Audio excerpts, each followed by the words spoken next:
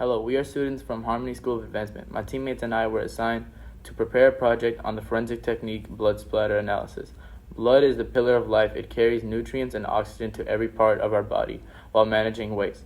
The average human has an estimate of 1 gallon of blood flowing through their body at any given moment. In the midst of violence, the blood splatter can leave clues and markers that make blood splatter analysis possible.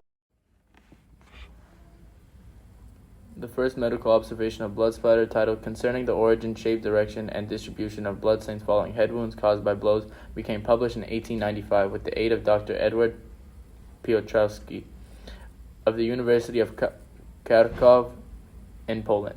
Although studies persevered into blood splatter patterns in murder cases, blood splatter evidence in American legal cases would not arrive until 1955.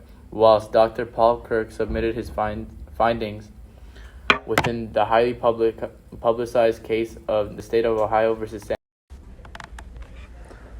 A blood splatter analysis is often used in forensic science to determine a variety of things, such as direction of attack, murder weapon, the position of victim at time of death, etc.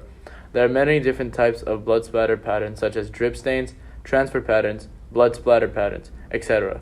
Some examples of blood splatter patterns are low-velocity impact splatters that resulted from dripping and are assisted by gravity alone, medium-velocity impact splatters, which are slower than those produced by gunshot but faster than gravity drip, and high-velocity impact splatters produced by gunshots or fast-moving machinery.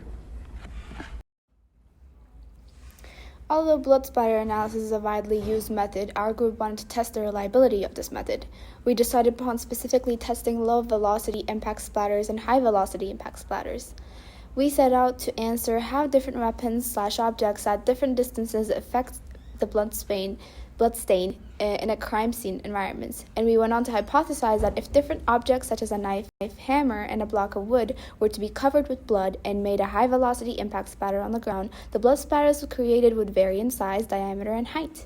Additionally, if the objects in question were to be suspended in the air at different heights, the drip pattern would be classified as a low-velocity impact splatter, and the blood splatter's diameter would decrease as the distance increased. First, we created our fake blood. We collected the necessary materials and set up a protective barrier around our makeshift crime scene. We coated our weapons with fake blood and created high-velocity blood splatters by hitting the weapon to the ground with blunt force. The impact test proved that different objects do produce different blood splatter patterns, which proved our hypotheses. Each object produced blood splatters in varying heights and size diameters. The blunt force used when creating the pattern served as our control. The block of wood reached the tallest height of 90 centimeters, while the hammer caused the biggest area contamination. The second type of blood splatter tested was low-velocity impact splatter. We tested how the blood splatter changed when the blood-coated object was suspended in the air from different heights. A set of three trials were performed for each object. They were suspended from 3 different heights of 20 centimeters, 40 centimeters, and 60 centimeters. The drip test served to understand if the blood splatter changed in diameter as the height changed. The drip test proved that the height at which an object has suspended increases the diameter of the blood splatter, disproving our hypotheses. As the distance from the ground increases, so does the diameter of the blood splatter. The conclusion reached by our project are information that is essential in forensic science analysis. The impact test can be determined, differentiate, and identify different objects used in the crime scene according to the blood splatter they create. The drip test can determine the height of the criminal. Our project can also be recreated with different objects, heights, and limitations to aid forensic science and grow our understanding of blood that help us paint the story of violence.